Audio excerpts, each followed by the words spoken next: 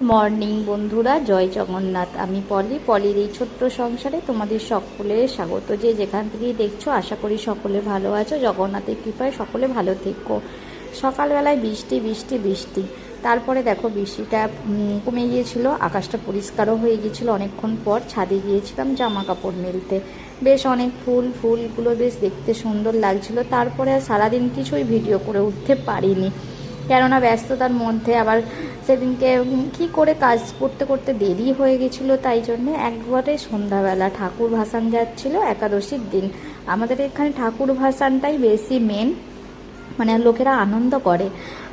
যে সব জায়গাতে যেমন হচ্ছে যে মানে আলাদা আলাদা সিস্টেম আছে, এখানে যেমন গণেশ পুজো, দুর্গা পুজোর ভাসানগুলোতে রাস্তায় এত লোক হয়, মানে মাথা খারাপ হয়ে যাবে, পুরো পাগল হয়ে যাবে মানুষ বেরোলে, এত ভিড়। আগের বছর তো দুর্গা ঠাকুর ভাসানেতে বেরিয়ে কি প্রবলেমে যে পড়েছিলাম। চলে গেছি থানার ওখানে, ব্যাস মারামারি আরম্ভ হয়ে গেছে, পুলিশের ঠেলা ঠেলি, এত লোক, সবাই গায়ে পড়ে যাচ্ছে। কোনো রকমে আমরা তিনজন ওখান থেকে বেরিয়ে বেঁচেছিলাম, মানে এত মানে পুলিশ মারছিল, এরকম অবস্থা হয়ে গিয়েছিল। এই বছর আর ওই দিকে যাইনি, এই দিকের এই সামনের রাস্তাটা সাইড দিয়ে দিয়ে যতটা ঠাকুর আছে তটা দেখছিলাম। আর সারাদিন এই ঠাকুরগুলো বেরোয় না, অনেক ভোরবেলা থেকে রাত্রির থেকে লাইন পড়ে।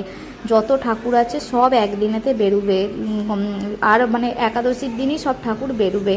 আর বাড়ির ঠাকুরগুলো তো দশমীর দিন বেরিয়ে গেছে, একাদশীর দিন আর একটা ঠাকুরও থাকবে না, যা ঠাকুর ওই একদিনেতেই বেরোয়। সেই কারণে সব ঠাকুরদের লাইন থাকে। আর বৃষ্টি হচ্ছিল, বারে বারে বৃষ্টি আসছে, বারে বারে আকাশ পরিষ্কার হচ্ছে, ওই জন্যেই দেখো ঠাকুরগুলো সব পেপার দিয়ে মোড়া আছে, কেননা আকাশের কোনো গ্যারেন্টি নেই কখন কি হয় তার, ঠিক আছে। আর দেখো ঠাকুরগুলো সামনে থেকে যদি দেখতাম, মানে দেখাতাম, হয়তো এত সুন্দর লাগে। সব ঠাকুর তো আমরা দেখে উঠতে পারিনি।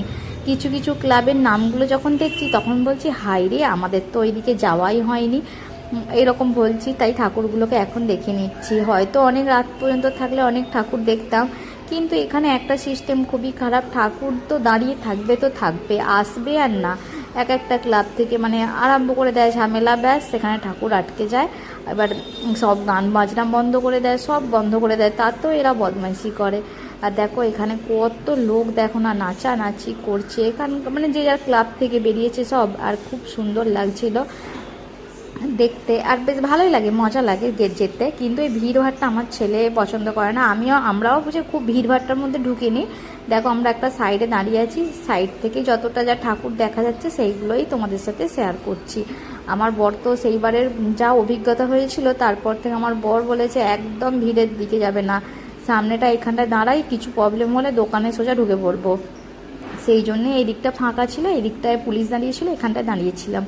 আর এই যে দেখো এটা সব নাচানাচি করছে, এই ক্লাবটা তো এতক্ষণ এখানে দাঁড়িয়ে আছে, 30 মিনিটের ওপর, কিছুতেই এখান থেকে হিলছে না ওরা। মানে এদের জন্য আরও ঠাকুর আসছে না, এক একটা ক্লাবের তো এরকম শুরু করে দেয়, দিলে তো আর ঠাকুর আসবে না। আর এই দেখো এই ঠাকুরটা আমরা দেখতে যাইনি, কিছু কিছু ঠাকুর আমরা দেখতে যাইনি। সব সময় সব জায়গায় যেয়ে ওটা হয় না, মনে থাকে না, এইগুলি ওইগুলি ঢুকে গেলাম তো ওইদিকে দেখে চলে এলাম, এরকম হয়ে যায়। আর দেখো লোক শুধু এত লোক যে মানে বলার নয়, লোকেদের পুরো ভর্তি। এখানকার দুর্গা পুজো, গণেশ পুজোয় লোকেরা যত ঠাকুর দেখতে না বেরোয়, তত ভাসানে বেরোয়। ছোট ছোট পুচকি পুচকি বেবিগুলোকে নিয়ে চলে আসছে, এত জোরে জোরে আওয়াজ হচ্ছে, তার মধ্যে ওই ছোটো বেবিগুলোকে কি করে সাহস করে নিয়ে আসছে বাবা জানি না, আমরা হলে তো কোনোদিনও বেরোতেই পারতাম না। আর এখানে ছেলে বর দাঁড়িয়েছিল দেখলে। তারপরে ঠাকুর দেখে তখন বাজে 9:30, আমরা বললাম চলো পালিয়ে যাই, আর ভালো লাগছে না, একটা ঠাকুর তখন থেকে দাঁড়িয়েই আছে বলে আমরা বাড়ির দিকে চলে আসছি। দেখো এখনও কত লোক আসছে, রাস্তায় পুরো লোককে ভর্তি, যেন মেলা লেগেছে একটা, মানে বড় সড়ো কোনো মেলা হচ্ছে সেই হিসাবে। বন্ধুরা ভিডিওটা আমি এখানেই শেষ করছি, আর কিছু তোমাদের সাথে শেয়ার করে উঠতে পারিনি, ছোট ভিডিও, তোমরা পুরো ভিডিওটা দেখো। আজকের মতো আসি, আর ভিডিওটা কেমন লাগলো অবশ্যই কমেন্টে আমাকে জানাতে ভুলো না। আজকের মতো আসি, টাটা, বাই বাই, টাটা।